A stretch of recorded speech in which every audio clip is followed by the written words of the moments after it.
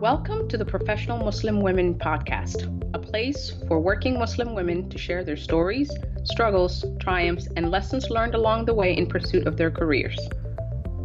I'm Dr. Qaali Hussein. And I'm Dr. Hani Ahmed. And in this podcast, we bring inspirational, trailblazing, successful, and fulfilled professional Muslim women to you. Get ready to be inspired and learn how you can forge your own path as well.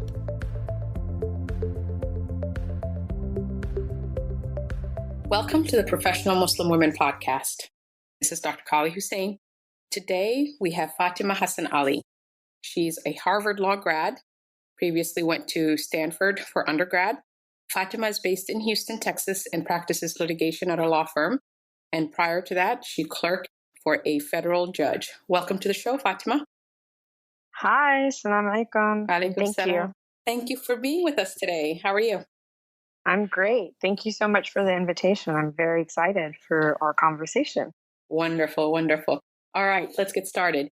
Do you want to tell us a little bit about your experience and how you started on your journey into law? Absolutely. So I always knew that I wanted to be in a profession that had an impact in people's lives. I grew up, the daughter and an immigrant from Somalia. So my parents are from Somalia. I was born in Saudi Arabia, but mostly raised in Houston, Texas. And for me, some of the earliest memories, was just being very much aware of the fact that we came to this country because circumstances in my parents' country was not ideal. There was war, and not just in Somalia, but also in Bosnia and Iraq. I watched probably a little too much of CNN as a kid, just seeing all of those images and then kind of growing up, seeing the devastation and impact of HIV and AIDS in sub-Saharan Africa and different famines and different humanitarian crises. I just wanted to be part of the world that responded to that type of suffering. For that reason, I thought that going to medical school would be a way to achieve that. And so when I was looking into what I wanted to do with my life, I knew that I wanted potentially to be in the biology world. And I started out at Stanford and I studied human biology, which just was a wonderful mix of public health and hard sciences and statistics and psychology and sociology, anthropology. It was just like a mix of many different fields. And I really thrived in those interdisciplinary classes. And mindset, like you got to identify a problem, but it takes many different types of interventions to really tackle out the problem. And once I sort of realized that, I started to shift away from my desire to be in the medical response aspect and more trying to be in the seat of people who analyze problems, kind of figure out what the different levers are, and then try and assemble the best teams to do that. And it was very nebulous to me until I met some people when I was working at the United Nations in Geneva who I felt were real change agents, and they were diplomats and had that.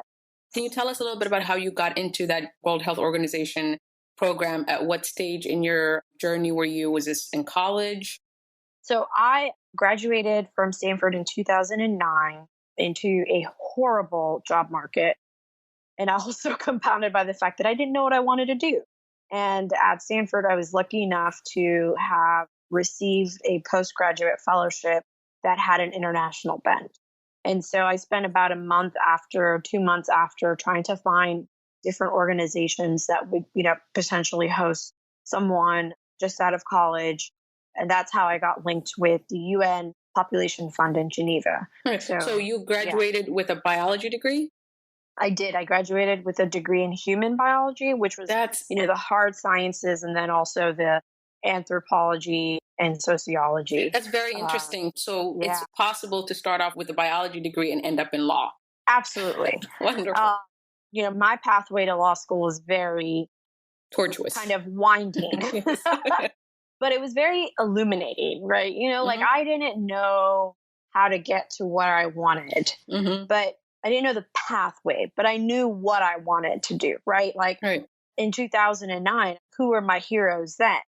Barack, Michelle Obama.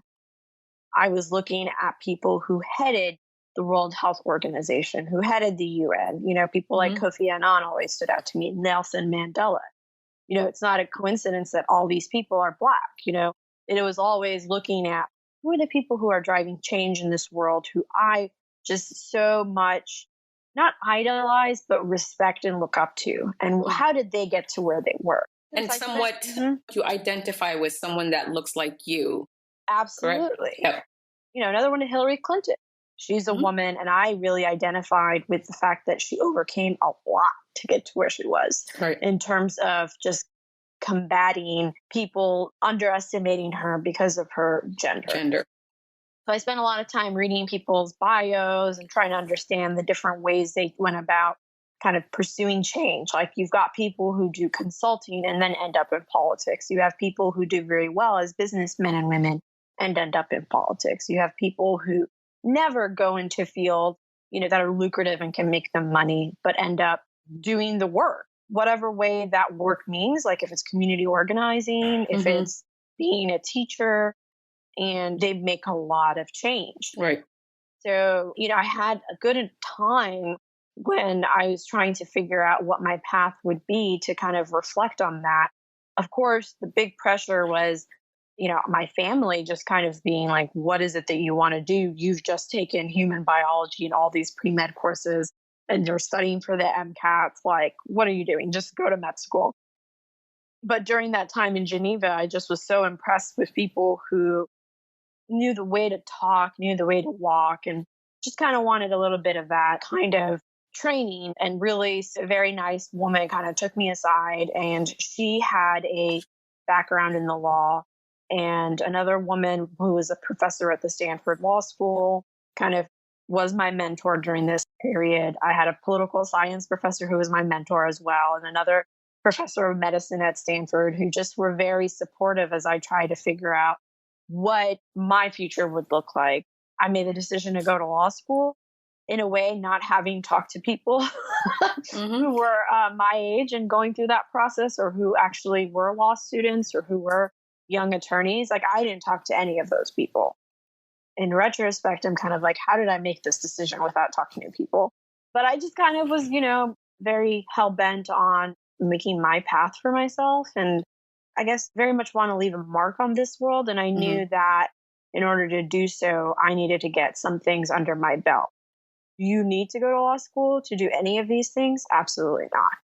But I think what it did meet is my, got a talent in reading and writing and understanding what the law or what a particular argument could be most persuasive. And in order to really not just improve that, but in order to have a profession and pay your bills, it's a good career option.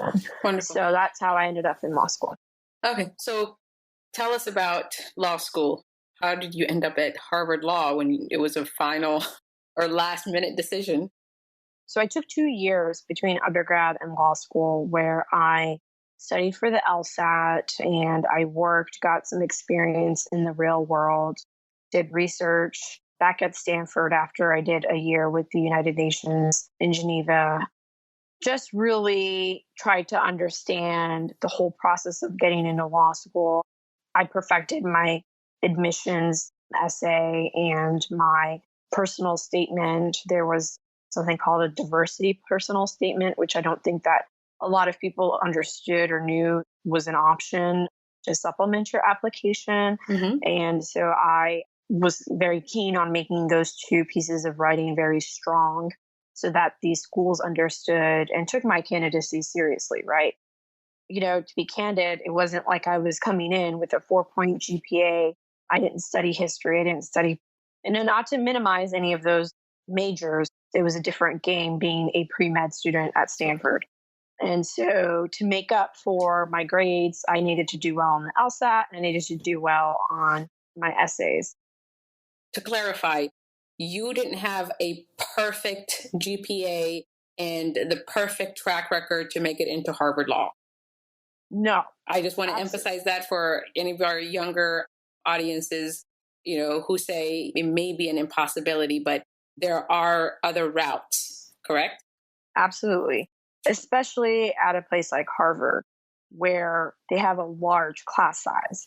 So when you have 650, 660 people coming in, you can accept who you want, Right. because you're always going to have a solid number of candidates with 4.0s and 180 LSATs. What that made me realize was that I needed to persuade them to take a chance on someone who Right. didn't have those 4.0s, because they had a number of applicants from all over the country and world who did have wonderful statistics or numerical, metric of achievement. That was not, to me, the biggest barrier. To be honest, I think I had a very healthy sense of confidence when I was going through the application process. Not that I was like arrogant, but I just was very confident in the fact that I am someone who's going to do good things in this world. And I want people to take that chance on me, and I won't prove them wrong. Have some faith in me and I'll prove you right. I think part of that is also understanding that your tribe supports you. So I had really good letters of recommendations from people that I worked very closely with when I was an undergrad and after. And, when you have that kind of support network, you really do feel like you can apply for anything. And so one of my sincerest, I think, pieces of advice is make sure that you are connecting with your professors, that your professors know what your goals are, your employers know what your goals are. Ask them for advice. People will help steer you in the right direction.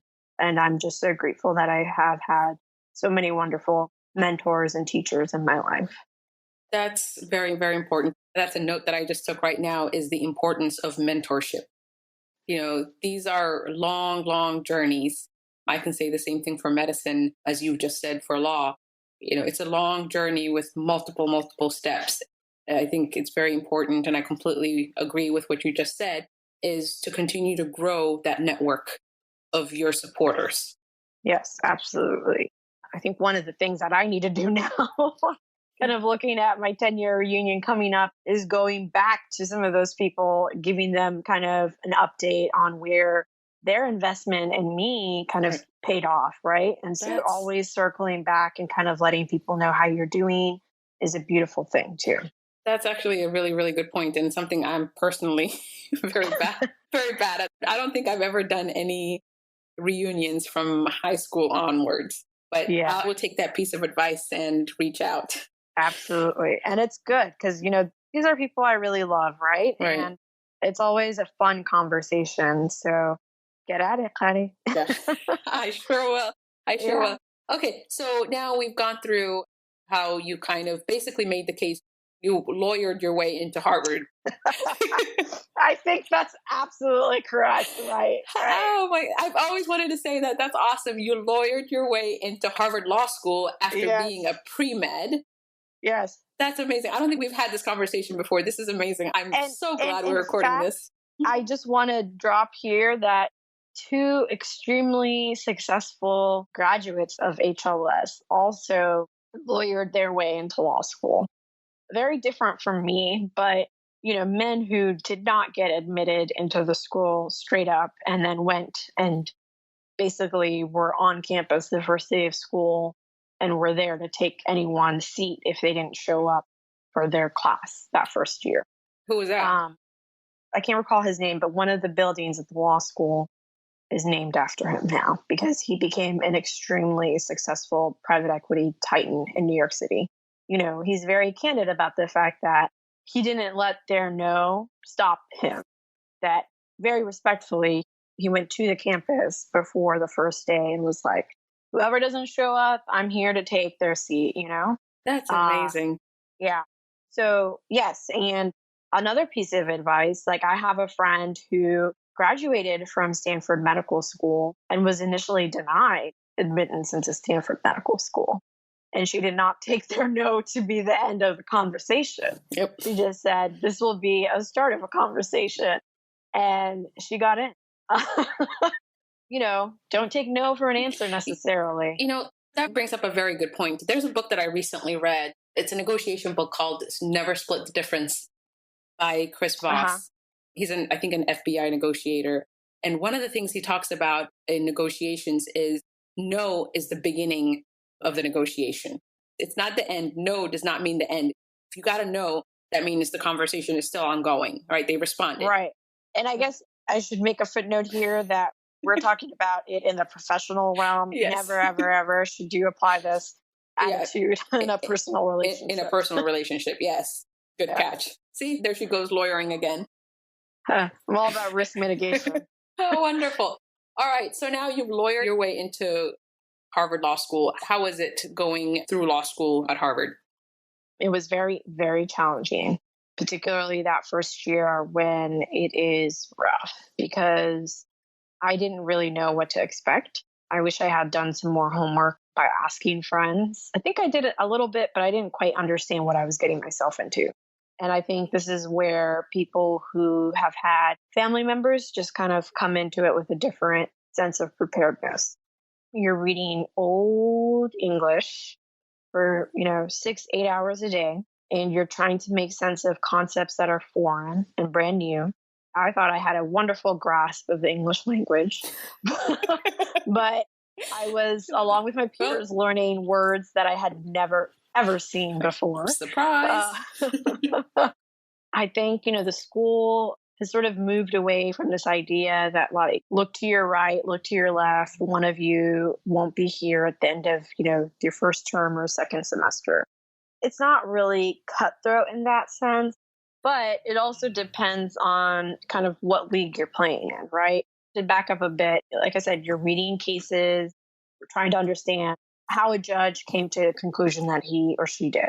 And you're trying to apply it to practical examples like today. But you don't really get to the application phase until you first sort of understand what the principle of the law is. And it took me a really long time to understand what those principles we were supposed to be getting at were.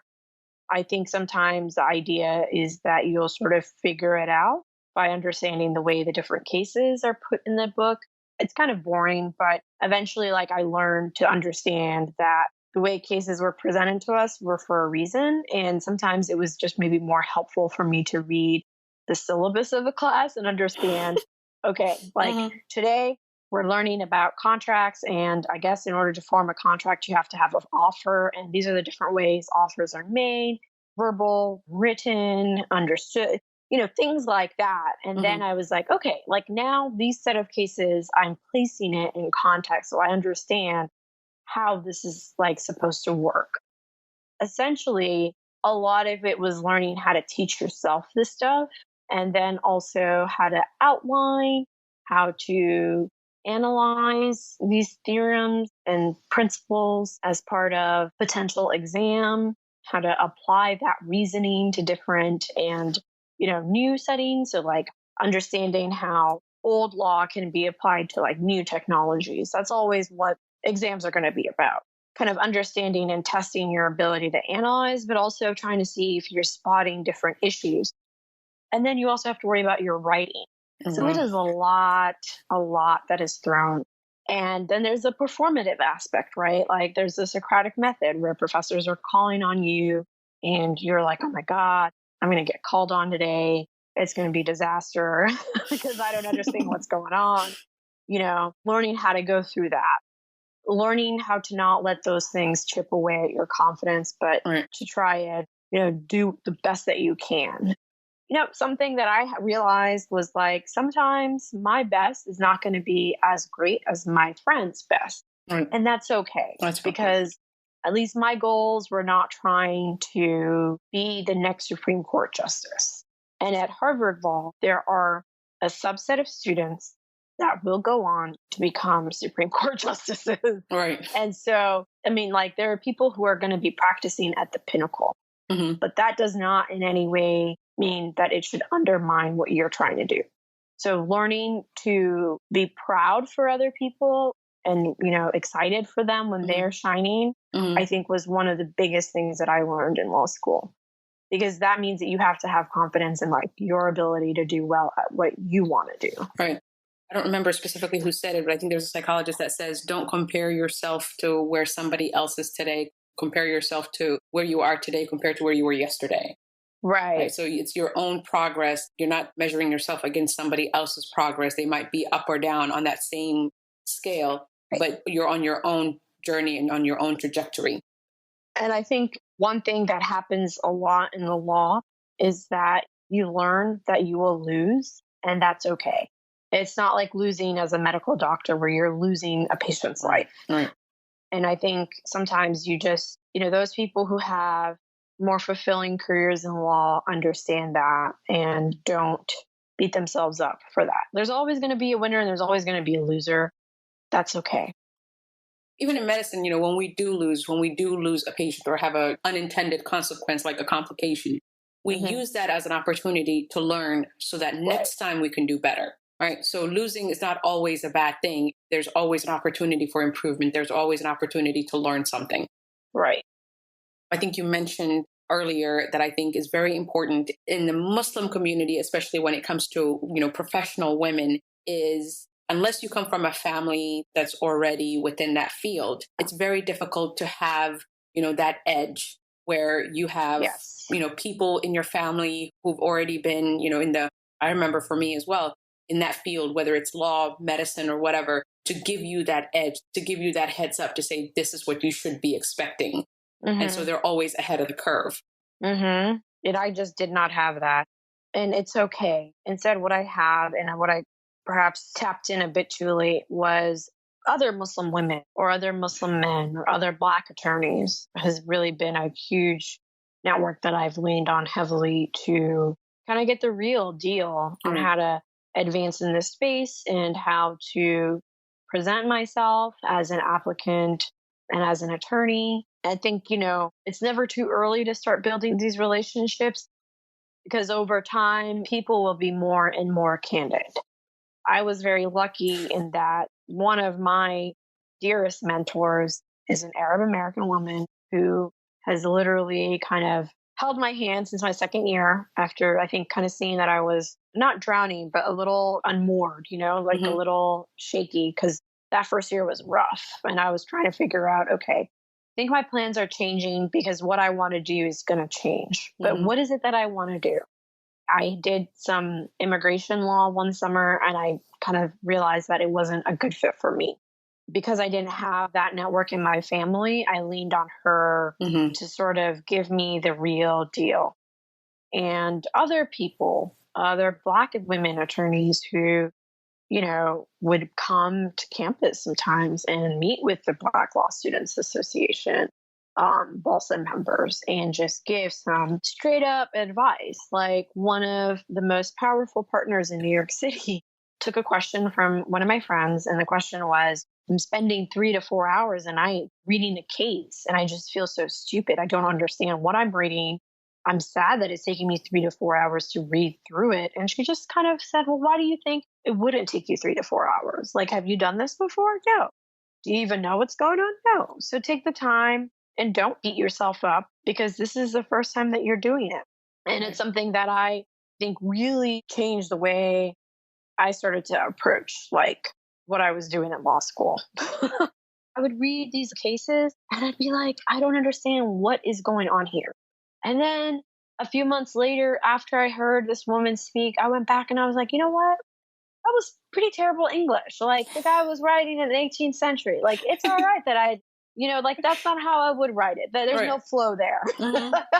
And that was because I had Justice Scalia's like opinions, which are just very accessible, very like wonderful English. It flows and normal English. It just is so well written. But that other case, no. And it's okay to say that was not written the best way. That's fine, And just because I can't understand it doesn't mean that I'm any less intelligent. Right. It just means that this piece of writing was not well written. Right. And once like I had the confidence to state that in my mind, things just kind of moved a lot better for me. Yeah, it's just someone actually acknowledging your struggle. Yeah, right? Absolutely. And saying that it's okay, that this is how it is for everybody in the beginning. There are things now that I can do in my career that I could not do as quickly when I started out 5 years ago. There are motions that I can write now in 10 hours that would take me 40 hours in the past. So that type of speed and knowledge comes over time. And so you cannot replace hard work. You just have to do it. And one of the things that I think affects underrepresented minorities, especially, Muslim women, because a lot of us, some of us wear a hijab, some of us don't, and some of them have the typical name. In addition to, the implicit biases and what's going on, you get that explicit bias of telling you, hey, you don't belong here. This is not for you.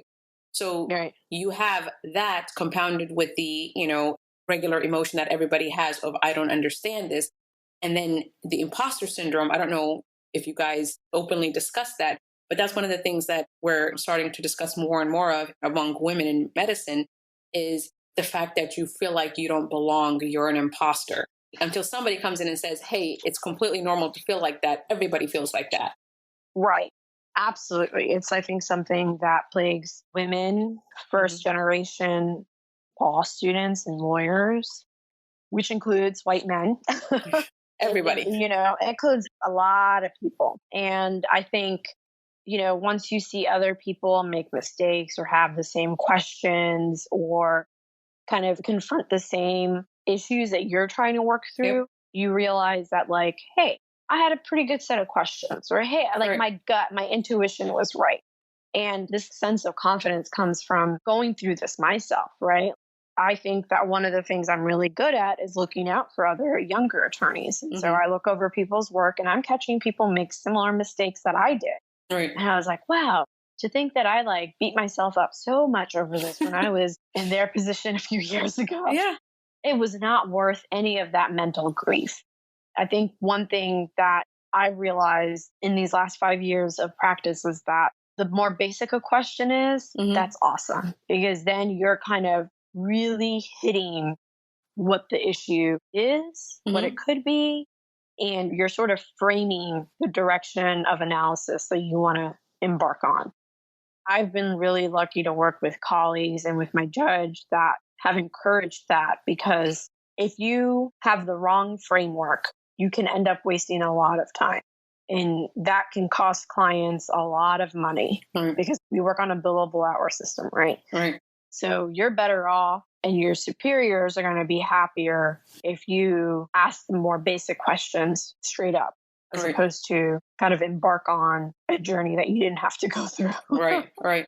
And I guess all this is going back to this idea that, like, once I realized that that was a prize aspect of my analytical skill set, that, hey, like, this was never a weakness to begin with. All right. So I have a question now. Throughout your journey, from trying to figure out exactly what it is you wanted to do to finally, getting into law and figuring out what your weaknesses and your strengths are, what do you consider your biggest obstacle to be that you had to overcome? Coming at a inflection point or a moment where I'm going to be making a decision on what I want my career to look like. I've been practicing for about 5 years now, and I'm a mid-level associate. And so to reach the next step of partnership, which can take probably 4 to 5 years, I need to keep delivering good, solid work product, keep up my analytical skill set, and work on always improve my writing. But I also have to kind of embark on another equally important aspect of partnership, which is understanding how the game works, understanding who the gatekeepers are, how to make those people happy, not just happy with your work, but how to make them want to go to bat for you, figuring out, who are the sponsors of this law firm, who are people that can shepherd me through partnership, who can say, hey, keep it up, or, Fatima, you're off track. Here are the 3 things you need to do to get back on track. Understanding, again, I think I have really good sense of confidence in what I bring to the table, but I think kind of understanding how to market myself internally. I think I did a bad job at internal marketing at a previous firm. I think I just left it up to, my work product or judges granting my motions in certain cases and just sort of letting the work speak for itself. Yes. Correct. But, there's a whole other game being played. I'd not go around to people's offices. I'd not talk up what I did. I didn't go and say, guess what I did today? I just won this case. I just did that or this. I just didn't engage in that. Mm-hmm. And I think there's a great way of doing it and there's a bad way of doing it. Right. But you should always be communicating your successes. And when you do lose, it's important to go around and talk to people and say, like, judge really reamed me in on this, or I didn't really quite know how to handle that questioning in deposition. How would you have handled that? Because when you do something like that, it conveys to the partners and the people you work with that she's really committed to this and she wants to do it better. So, these are things that I'm excited to kind of reflect on and take with me to the next step, because there are just an appalling lack of number of Black women seen in partnership. Well, not even just senior, just like straight up partnership roles in law firms in this country. I think the number is like less than 1%, which is astonishing. So I just feel like I have a real opportunity. I love what I do. I love the practice and the type of work that I'm privileged enough to do. I think working as an attorney is a wonderful, wonderful path for me. I also think another obstacle with that is learning how not to let your work tire you. I think there was a time earlier this year, like September of 2018, where I was straight up burned out. And actually, you called me out on that. And I kind of thought about it and I was like, you know what? Yeah, I am being more irritable lately. I think I'm snapping. I don't understand why this is happening, because the only thing I was doing is work. Is that when we were in Houston? Yes, it was. And there were other things going on, but like for sure, like, just always sort of being in touch with your, not just mental state, your well-being. But like your well-being, precisely. So having a balanced life is important. So I think those are big obstacles or just things that I'm going through. And so if there are, young Muslim women listening to us right now, what advice would you give them if they were to want to go into law? So you should make 2 sets of kind of mentorship circles. You should have peer mentors, so people your age that are going through the process of applying to law school or med school, going through the process of first year of law school, in that phase where you're applying to law school or in law school. And then you should have a second set of mentors who are in practice. A lot of what I've been talking about has been kind of contained to the area of private practice, but there are awesome people who practice in nonprofit law, who practice as public defenders or prosecutors. Some are judges. So if you're lucky enough to have a judge, avail themselves of that opportunity to be a mentee of them. Try and glean as much advice from these people as you can. Go to them when you have some serious issues. I have talked to people through a lot of different experiences, things that are unpleasant, but I always promise you that once you talk to people that you really trust, you're going to come up with a way to attack that problem that you're encountering. I love to hear back from people that I've talked through those problems. Like, what happened? What was the result? Like, keep people updated. Yep. But I think that's the number one thing that will benefit you, is just surrounding yourself with peer mentors and mentors who are in the practice of law. Right. Wonderful. Yeah. Wonderful. All right. And if there was something you could tell your younger self right now to make your journey easier, what would you tell yourself? To not have doubted myself so much during 1L, which is that first year of law school. It was very difficult going from a place where I had a lot of self-confidence to coming to a place where I did not have that much self-confidence, and indeed had a lot of self-doubt. A little bit of doubt, a little bit of skepticism, a little bit of stress is good to kind of motivate you to get to the next level, to make sure that you're not coming off inappropriately. Kind of like humble yourself. But there's a point in which those dark thoughts, I think, can be paralyzing. Impede you. And exactly. I think I had serious paralysis and analysis paralysis. Yeah, I think I had a lot of that going on. Probably the second thing was like, so I felt like a lot of my career has sort of been a process of elimination. And I think I've eliminated everything and I know exactly what I want to do now. But, it kind of sucks. You're like, oh, yeah, I'm so excited to do immigration law. Oh, didn't really work out the way I wanted. All right, well, I'm so excited to do this now. Oh, didn't quite work out the way I wanted. Okay, well, I guess I'm going to do this. And yes, I think this is it. Well, maybe not. Like, I got to course correct a bit. Okay, course correcting.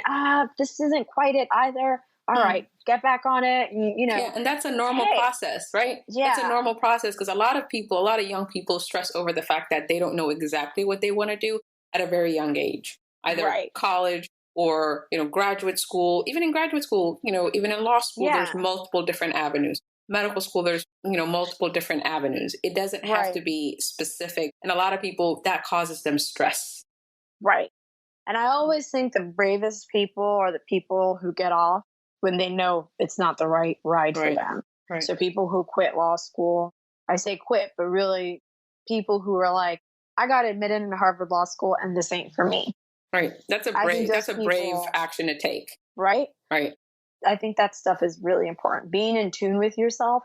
Again, this idea, fake it till you make it. Okay, yeah, a little bit of it is totally accurate, but you don't want to be faking all the time. Yep. You want to work in a place where you can bring your whole self. Like you can wear hijab, you can wear jilbab, you can, be out and comfortably talk about your boyfriend or your girlfriend. I know, like, these are things that really chip at people's well-being. And when you're low, it's going to affect your clients. And like, I think that, where you really need to take a pause, because this whole practice of law, we're accountable to clients. And because of that, we're accountable to different state bars. So there is regulation in our profession, just like there is in yours. Right. But that kind of stuff, I think people don't quite grasp when they're younger. And I'm always happy to talk about these things. But yeah. Wonderful, wonderful. Well, that was a very inspiring conversation. And I hope everybody has benefited from hearing Fatima's story and experiences. We will be posting this pretty soon. So if anybody wanted to get in touch with you regarding law or pursuing, a law degree, how can they get in touch with you? So I would say you're welcome to reach out to me on Twitter. I'm active on Twitter. I'm always tweeting, and I am a participant in law Twitter. I'm also on LinkedIn, and you can just search up Fatima Hassan Ali and you'll find me. There's probably only one of me in this world in Houston as an attorney. So I have a little bit of uniqueness, but also Fatima is a very common name. But yes, please reach out to me. I'm happy to talk to people. I always get DMs and emails on LinkedIn, and I just call people up immediately, because that's another tip for success is like just do it immediately, because if you put it off, you're not going to be putting it off. Yeah. Great. Thank you for being available. That's one of the things that we want to accomplish here with the Professional Muslim Women podcast, is to provide, the community mentorship that, a majority of us are missing, coming from immigrant families or not having that leeway and edge in these different professions that we want to pursue. So we want to make sure that we're providing a mentorship platform for young professionals as well as young students hoping to go into these different fields. So we appreciate you for making yourself available. Anytime, Dr. Hussein. That's fine. It's an honor to be part of this, and I'm excited to see the beautiful things that come out of this project. So thank you for spearheading this. Wonderful. Thank you so much for being on the podcast today. We appreciate it. My pleasure. Thank you for tuning into the Professional Muslim Women podcast, the place for Muslim women to inspire and be inspired. Please join us on our Facebook group, Professional Muslim Women, to continue the conversation and connect with Muslim women like you. And don't forget to subscribe to the podcast and drop us a like or a review. We look forward to hearing from you soon.